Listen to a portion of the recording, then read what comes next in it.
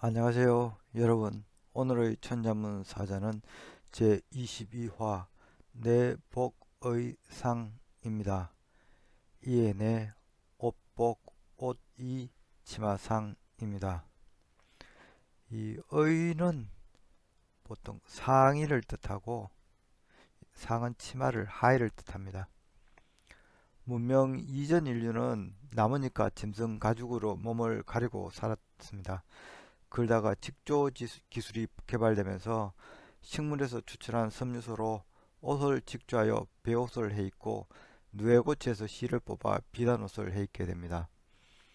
황하 문명에서 최초의 옷은 황제의 신하였던 이 호조가 만들었다고 하며 양잠을 통한 비단옷은 황제의 비였던 이 누조가 양잠수를 처음으로 알아내 전파했다는 전설이 있습니다. 즉 계사전에는 다음과 같은 문장이 나옵니다. 황제 요순 수의상 이 천하치. 이 황제와 요순 임금은 이 상하이를 걸치고 천하를 다스렸으니 계치 제근곤 이 모든 것은 이 무릇 근과 곤에서 취한 것이다. 즉 하늘과 땅을 가리키는 이 근고는 세상을 품고 덮는 것을 의미하니 이는 옷의 다름 아니라는 말입니다.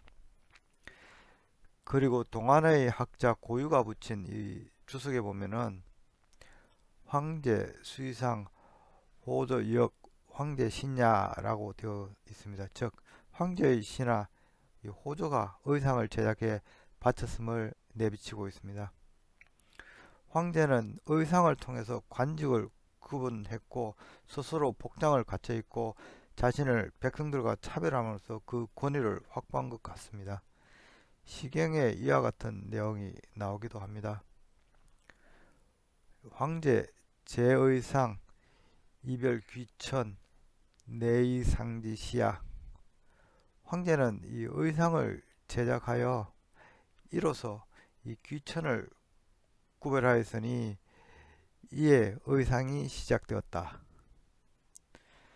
그럼 글자에 대해 살펴보도록 하겠습니다. 먼저 이에 내를 설명드리겠습니다. 이에 내의 이 각골자는 동물의 이 유두를 그린 자형이라고 합니다. 근무는 여성의 이 돌출된 이 상봉 라인으로 그려져 있어 젖가슴을 의미하고 있습니다. 이 지금 보이는 이 형태는 예서에서 따듬어진 것입니다. 젖가슴은 외형적으로 뚜렷이 보여지는 여성의 2차 성징으로서 이는 곧 성숙한 여인으로 성장했다는 의미입니다. 자형은 이제 소녀가 혼인이나 임신 등이 가능한 성숙한 여인이 되었다는 뜻이 되는데요. 그래서 이는 바로 비로소 이에 곧 실은 의미로 사용하게 됩니다. 이와 관련된 자료는 이 전내자가 있죠. 원래 이 자는 이 젖가슴을 가리키는 자형이었으나 비로소 이에 등의 어조사로 사용하게 되면서 여인의 젖가슴을 따로 나타내는 자형으로 이 소전에서 만든 것이 이 변에 여인열을 넣은 이 전내자가 되겠습니다. 전내자의 의미는 이 젖, 유모, 어머니가 되겠습니다. 다음 자는 옥복자입니다. 이 자는 이 달을변에 다스릴 복자가 붙어 있는 형태입니다. 이 달월은 이 육달월도 아니고 이 배주자가 이렇게 변형된 형태가 되겠습니다. 다스릴 복은 이 사람을 다스리다 또는 이 지시하다는 의미의 자형으로서 각 골자를 보면은 이 앉아 있는 사람 등뒤로 이 오른손이 뻗어 있습니다. 이는 이 사람을 손짓으로 지시하는 것일 수도 있고 이 손으로 이 사람을 이 억압하는 것일 수도 있습니다. 그래서 자행의 의미도 억압하다, 다스리다, 일을 시키다 등이 되겠습니다. 배주자는 강에서 이렇게 노를 저어 운행하는 나룻배를 그린 상형 문자입니다. 이 각골 자형을 보면 이 배를 이렇게 경사지게 그리거나 이 몸체들이 약간씩 이렇게 휘어져 있습니다. 그리고 오늘날 자형처럼 대부분 이 중앙에 이 지지하는 가로대가 있습니다. 없는 경우도 있지만은 흔하지는 않습니다. 초기 황하의 나룻배는 낚시보다는 운송의 수단이었다고 합니다. 그래서 이 배주자가 뜻하는 바도 배, 선박, 배를 타고 건너다, 싣다 등이 되겠습니다. 이 옥복자의 원래 의미는 이 다스릴 복과 유사하게 이 다스리다, 일을 시키다 였습니다. 이후 자형의 형태가 변화됨에 따라서 소년에서 의복, 옷을 입히다는 의미가 이제 추가가 되었는데요. 각골자나 이 건물을 보면은 정확하게 이 사각처럼 보이는 이 자형이 배주자가 아님을 알 수 있습니다. 이 배주자가 아니고 이것은 들것을 그린 자형입니다. 이 옛날에 들것은 주로 이 거름덤이나 목재를 나르던 이 운반 도구였습니다.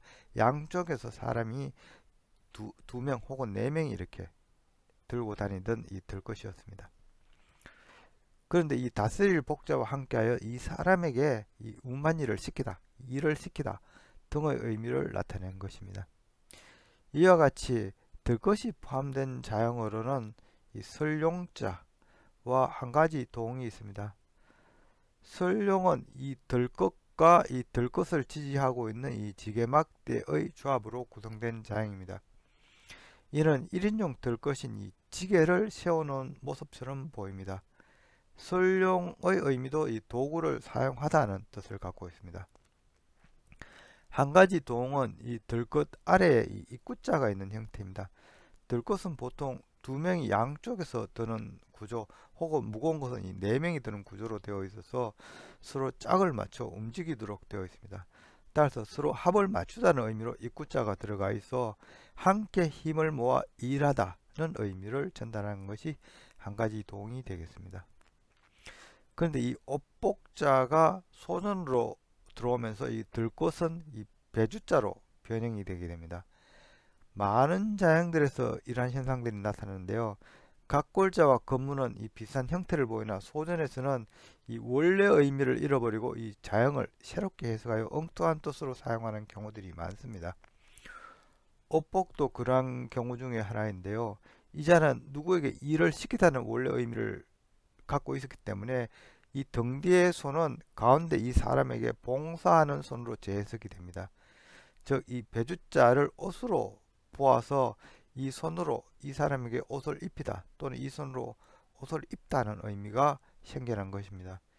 이후 이 자형은 사람 몸에 뭔가 걸치는 행위 또는 이 걸친 것을 총칭하는 의복을 뜻하게 됩니다. 그리고 사람이 걸친 의복에 따라 직업이 구분되었기 때문에 직업 또는 일이라는 의미도 생겨났으며 또한 자형은 몸에 걸치는 것 말고도 사람이 이 몸에 넣는 것, 즉 약을 복용하는 것의 의미도 갖게 됩니다. 오늘날 이 옷복자가 뜻하는 바는 옷, 의복, 직업, 또는 옷을 입다, 몸에 매다, 멍에를 세우다, 복용하다, 약을 먹다 등이 되겠습니다. 그리고 원래 이 가꾸나 건물에서 의미했던 이 일 또는 일하다, 사용하다, 다스리다 등의 뜻도 아직 남아 있습니다. 다음 단어는 오디자입니다. 오디자는 정확하게는 이 저고리의 이 목, 깃 부분을 이렇게 따온 상형문자입니다. 각골이나 건문에서 이 오디자는 옷, 옷감 등을 대표하는 자형이었습니다. 그러나 소전에서는 이 자형이 저고리에서 나온 자형이기 때문에 오디자라고 하면 윗옷을 가리키게 됩니다. 그리고 아래 옷은 이 치마상으로 구분이 되었습니다. 그렇지만 현재 이 오디자는 이 옷을 통칭하는 자형으로 널리 사용되고 있습니다. 이 사진과 그림은 이 고려복화에 나타나는 옷의 형태입니다. 이 옷의 깃이 각골 자형과 많이 닮아 있음을 알 수 있습니다. 오디자는 변해 오거나 받침이 올 때는 이렇게 다양하게 표시가 되고 있죠. 받침으로 들어가는 경우에는 이렇게 쓰고 변해 올 때는 이렇게 씁니다. 예를 보면은 이 설풀 애자인데요. 이 입구자 아래에 오디자가 있는 형태라서 이, 이 옷을 입고 소리를 낸다는 의미입니다. 이는 이 옷을 입고 굿을 피우는 이 상복을 그린 자형이 되겠습니다. 이 자는 처음 초는 이 방에 칼도자가 붙어 있죠. 이 칼로 옷을 만들기 위해 처음으로 이 천을 재단한다는 것을 나타냅니다. 그래서 처음 시작의 의미를 갖고 있습니다.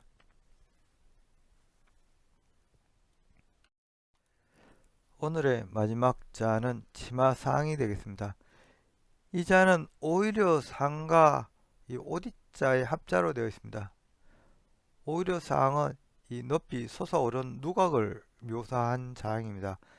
건물을 보시면은 이 큰 집을 나타내는 집면자가 있고 이 집으로 들어가는 이 입구를 뜻하는 입구자, 그리고 이 집이 높이 솟아 있다는 의미를 나타내기 위해서 이 두 손을 높이 뻗다는 의미를 가진 이 여덟 팔자가 위로 배치되어 있습니다. 즉 이 집이 높이 솟아 있다는 의미입니다. 그래서 원래 의미는 높이 솟다 또는 높다였습니다. 그렇지만 소전에 이르러서 이 여덟 팔자가 변형이 되면서 이 짝을 소자가 됩니다. 즉 집이 작다는 의미로 이렇게 의미를 풍기게 되는데요. 그래서 이 자형은 이 오히려 아직의 의미로 쓰이게 됩니다. 그래서 이 오히려 상이 뜻하는 바는 오히려 더욱이 아직 그런 의미도 있고, 또한 이 높다, 높이다, 숭상하다, 다하다 등의 이 건문에서 원래의 의미도 함께 상존하고 있습니다. 치마상의 기원자는 오늘날 이 떳떳할 상자가 원래 이 치마상이었습니다. 이 자는 이 높볼상과 수건건의 합자입니다. 이 높볼상이 원래 지위가 높은 사람이란 그런 속뜻이 있었는데, 즉 이러한 큰 집에 사는 사람을 의미하는 고 있었는데, 이 안에 수건건이 추가되어 있어서 높은 이가 이렇게 아래에 걸치고 있는 치마를 뜻하게 됩니다. 이 자형으로 보아서 이 치마라는 것은 처음에 상류층에서 처음으로 상해와 구별되게 입기 시작했음을 짐작할 수 있습니다. 그리고 나중에 이제 바지는 치마가 만들어지고 난 후에 나타난 형태이기 때문에 오랜 옛적에는 이 남녀 모두 치마를 입었다고 합니다. 또한 이 치마는 성기를 가리는 이 의미가 크기 때문에 성별이나 계절, 장소에 구애하지 않고 항상 착용하는 것이 되었습니다. 그래서 자행에는 항상, 늘이라는 의미와 떳떳하다는 의미로 통하게 됩니다.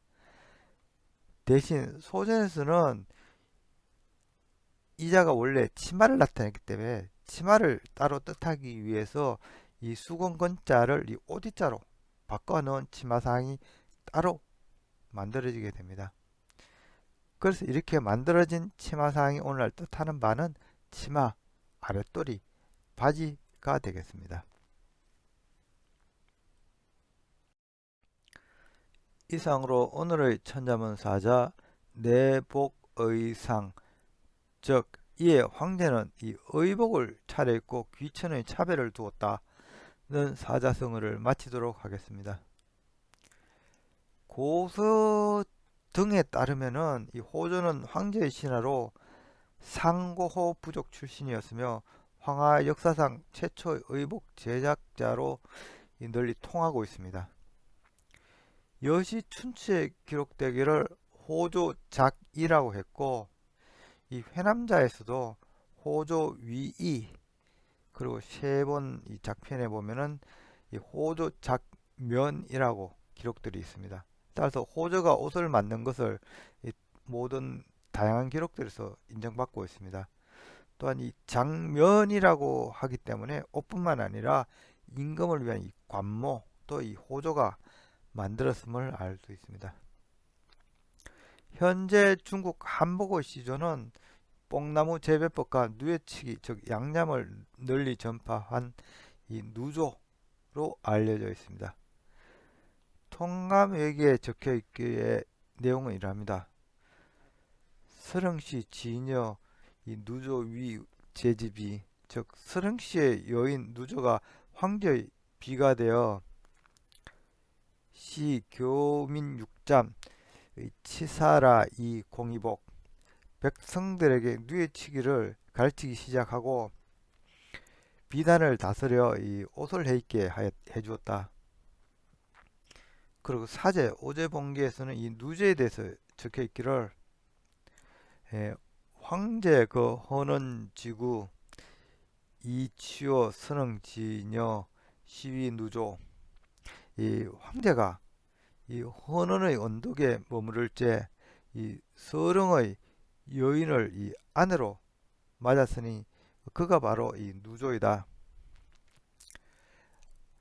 이 누조의 황제 정비 생이자 이 기후계 유천하 이 누조는 황제의 이 정비 즉 정실 부인이 되어 생이자 즉 두 명의 아들을 낳았고 그 후손 모두 천하를 가졌다. 이 이후 이 사기 내용들에 따르면은 그 둘은 이 장남 현호, 차남 창이라고 합니다. 현호는 바로 앞서 배운 이 소호이며 그는 강수로 내려가 살았고 이 차남 창이는 약수로 내려가 살게 됩니다. 둘 다 이 황제로부터 제의는 물려받지 못했지만은 현호는 동이족과 연결되고 있으며 창의의 아들 전욱이 할아버지 황제의 제의를 이어받게 됩니다.